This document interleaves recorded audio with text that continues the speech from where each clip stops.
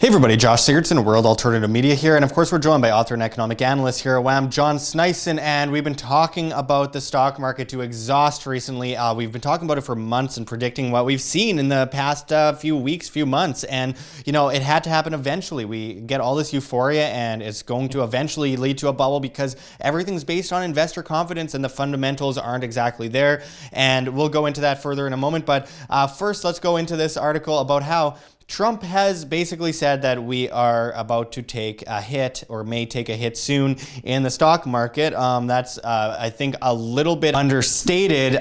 Looking at what he actually said, though, he says, "I'm not saying there won't be a little pain, so we might lose a little of it, but we're going to have a much stronger country when we're finished, and that's what I'm all about. We have to do things that other people wouldn't do. So we may take a hit, but you know what? Ultimately, we're going to be much stronger for it." It's going to be huge. It's going to be huge. Yeah, well, what's going to be huge is the epic bubble burst that's coming. I mean, okay, let me make this incredibly clear starting it off, is that the president doesn't have much say, if any, over the stock market. You can cause it to go up a bit and down a bit by saying things and putting in different regulations or withdrawing certain regulations, sure. But with that said, this is something that has been building up for a long time, regardless of the president. It comes down to the banking system, the central banking system, the propping up of a dead horse, the manipulation of something and bringing euphoria to a market that doesn't have fundamental value. And he says that it's going to be a long-term sort of thing. It's going to be long-term good, but short-term possibly bearish. I think he's just trying to save himself because, you know, it's going to look like he caused it, which really he didn't. I mean, no matter what he does, he's not going to stop this from coming down. Eventually, the fundamentals are off the table due to the level of manipulation in the markets. So we can't put a date on it, but we know it's going to happen. John, what do you think about this statement? Well, I think we're going to see a huge bubble, first of all, because what is happening is, of course, we're way past the 7-year cycle. It's like a business cycle when all the businesses get into too much debt and then they, have to deleverage again. And that's why you have a lot of bankruptcies.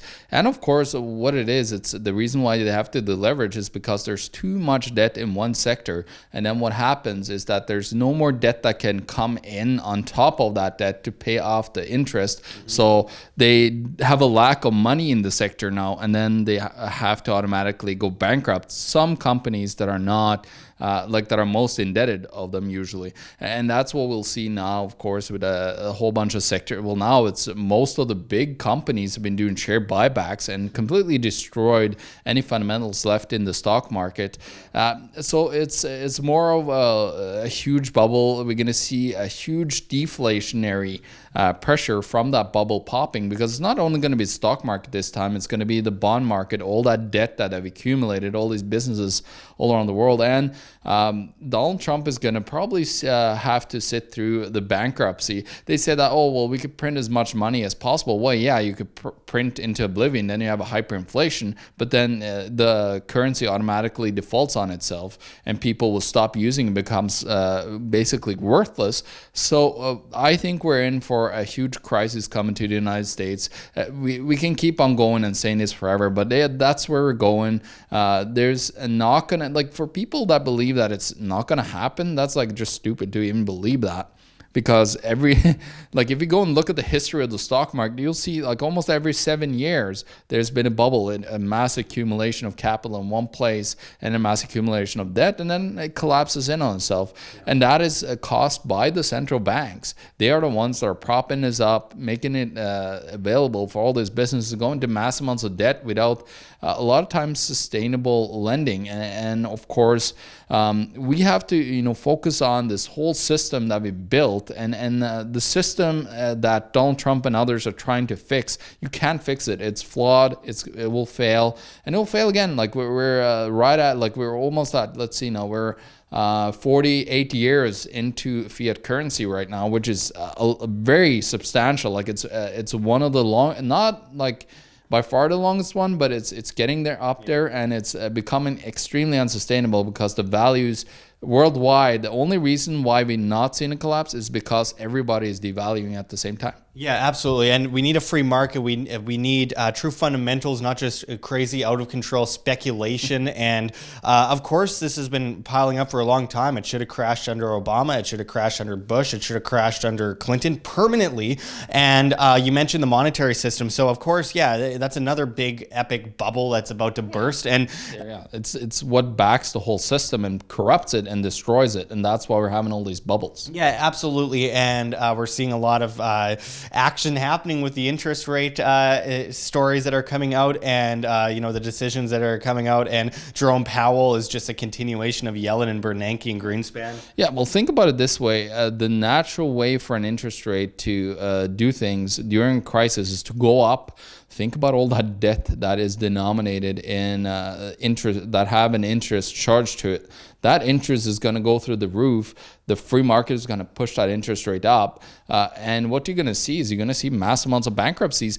But what we probably will see is just more buying, more quantitative easing, more manipulation of markets. They will buy everything up, the central banks, and it'll be game over, because we will literally sit in a communist society if we let these central banks continue their policies. Yeah, one of the planks of communism, of course. And, it just keeps piling up. Of course, all fiat currencies have eventually reverted to their true value of zero. They always have, they always will, going back to 1024 AD in China. And, one of the things that's quite interesting, though, is that this, the monetary system does have an effect on the stock market. The stock market does have an effect on the monetary system. They do play into each other to some extent, but they are different entities. And I keep seeing like Donald Trump call the stock market the economy. It's not the economy. The stock market is not the economy. You can judge little by the stock market when it comes to the economy. In the end, they're two completely different entities, the markets and the monetary system. Yeah, well, it's a derivative. Like the shares are a derivative of a business that are doing business. It's not really a part of the economy. You're just getting derived profits off of those shares, what the business have done. And the business, they sell to people. The people are the economy that are buying things, that are making things available. So it's just like a side derivative of financialization of a little part, like a part of the economy. But what is more important here is that we're heading down people have to understand that you have to read history. If you don't read history, you're going to see that all these bubbles, there's so many of them throughout history. You had a lot of bubbles throughout the Chinese empires that were the first to create paper money. Then you had financialization that started to happen with a lot of trading of shares. You have the South Sea bubble, you have tulip mania, you have a whole bunch of stock bubbles happening because they financialized the monetary system and created derivatives of real things, which was the businesses that people owned. And you can have shareholders, but I think we should just have privately owned shares. We don't have like public stock markets that are manipulated, that the government force people into because you have to get a pension that the government is enforcing upon you. So it's just a stupid idea, this whole markets and everything that we created, because we have financial, but this is what you see every single time when you have a decline of like the money, you actually see financialization, because now you have to make more money. And how are you going to make it? You're going to manipulate things in such a way that you get a better return than inflation itself. Yeah, and manipulation will continue as long as the centralization, the centralized authorities continue. Yeah, absolutely. And they can try and put it off as long as they want, but the longer they push it off, the worse it's going to be. And of course, we've gone into fiat. We've talked about all this. We talked about the debt, slavery, basically, that people are being pushed into. And it's important to mention, if you're shoved down a bottomless pit of debt, you are forced to ask for a ladder up from the government and the banking system, which puts you in perfect servitude to them, which is exactly why you as an individual need to understand the monetary system, understand the markets, because in the end, if you don't understand money and if you don't have control over your own money, that money will have control over you, and you will end up in servitude to that system that, so many people depend on, unfortunately, to get them out of that rut, which is insane. So it really comes down to self-sustainability and financial responsibility, and that is the responsibility of you, the individual, and of course, that is a hallmark of freedom itself. itself, is responsibility. So when people are going into this head first and we see this massive crisis coming at us, we as individuals need to be able to control our own money. So I always go into some of the solutions, food, water, shelter, self-defense, so you're not gathering things for the toughest guy on the block. Of course, gold, silver, cryptocurrencies, as long as they have actual sound fundamental values. Most of them don't, so do your own due diligence. And of course, this is our opinion, not investment advice, but then there's, cash flow, capital gains, this combination of a whole bunch of different solutions that comes down to you as an independent, self-sustaining individual rather than a slave of the state, which, as we get more regulations into the markets that will continue to prop up a dead horse, with out of control speculation, but absolutely no fundamental value, this has to crumble, it has to collapse. And in the end, it will affect every single one of us, but there are ways to get around it. And that comes down to you, not depending on some leader or politician to save you, or a bank or whatever. Oh, this bank says they're going to save for me and make sure that my future looks bright. No, if your money's in the bank, it's not yours, it's the bank's. Don't depend on those that depend on your dependents. John?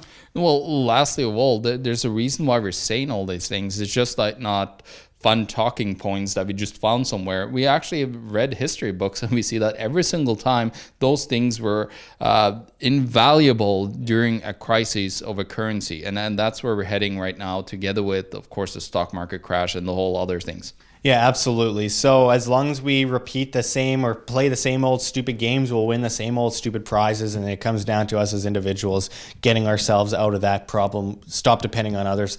Thanks for going into this with us, John, and we will be back at you with much more at WHAM. This is Josh Sigurdson and John Sneisen signing out from World Alternative Media. Find the truth, be the change. Like what you see here at WHAM? Don't forget to check the links below. GoFundMe, Patreon. We can't do it without you. Any donation is very much appreciated, especially as we are so overwhelmingly demonetized and censored by YouTube as the ADL comes in and flags all of our content as hate speech. Also, check our Bitcoin address in the description as well as on the screen for you to scan if you please. And also find us at steemit.com at Josh Sigurdson, the future of social media, where you get paid in the upvote of your post in Steem, the cryptocurrency. And also find us at the Red Pill Expo, which we have a reference link for below in the description and the comments as well. Hosted by G. Edward Griffin, amazing speakers coming out to speak this year. Don't miss it. It's in Spokane, Washington, June 21st to 23rd. We hope to see you there. But until next time, this is Josh Sigurdson signing out from World Alternative Media. Find the truth, be the change.